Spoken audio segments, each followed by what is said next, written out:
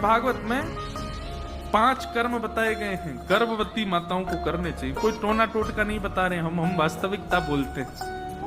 सत्यम शौचम दया दानम एक भुक्तुम तु भोजनम वर्षावधि स्त्रिया कार्यम तेन पुत्रोति निर्मल।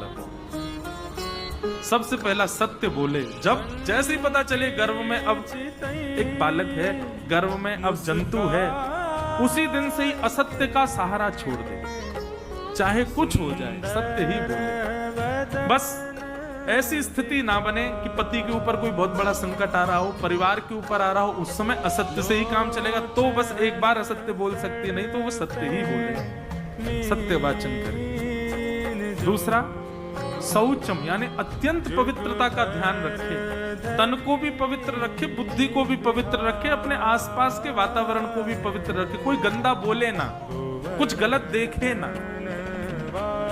9 महीने यदि मां तपस्या कर ले तो उसका बालक स्वामी विवेकानंद जैसा ही होगा, श्रीमद रामानुजाचार्य जी जैसा ही होगा, भक्त साल्वेग जगन्नाथ जी के भक्त उनके जैसा ही होगा। वो बालक कोई साधारण नहीं होगा, वो कोई अतिश्रेष्ठ ही होगा। बस 9 महीने तप कर ले मां।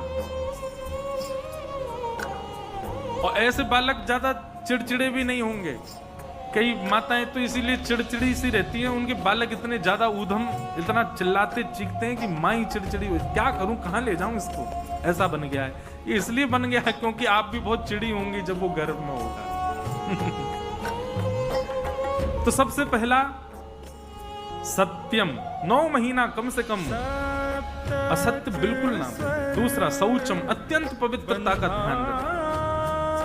तीसरा दया, सामने कितना भी क्रूर व्यक्ति क्यों ना आ जाए उस पर भी दया भाव रखें। और चौथा दानम, नित्य कुछ ना कुछ दान करे। और 5वां और अंतिम, कठिन है पर करने योग्य है, क्या? एक भुक्तुम तु भोजनम, जो भोजन है वो एक ही बार ग्रहण करे, बाकी के समय फलाहार और प्रसाद और बहुत हल्का भोजन रखे।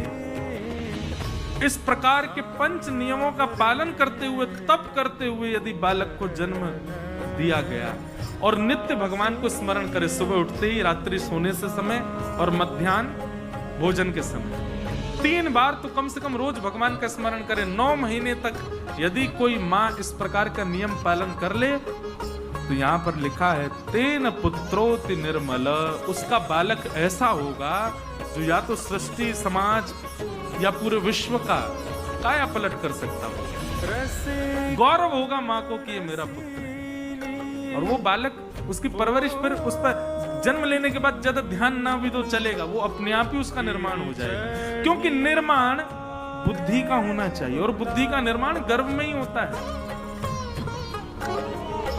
इसलिए संतान उत्पत्ति का क्रम जो है बंधुओं, ये बहुत सेंसिटिव होता है। इसको बहुत ध्यान पूर्वक ही माता पिता को करना चाहिए। तो धुंधुकारी महान दुष्ट हो गया, गोकर्ण पंडित ज्ञानी बना।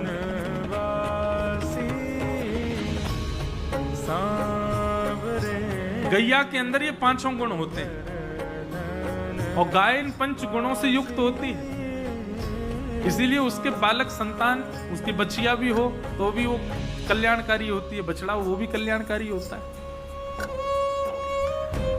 हम मानवों के ही राक्षस होते हैं बालक, क्यों? हमारी बुद्धि राक्षस है, हमारे हृदय राक्षस है।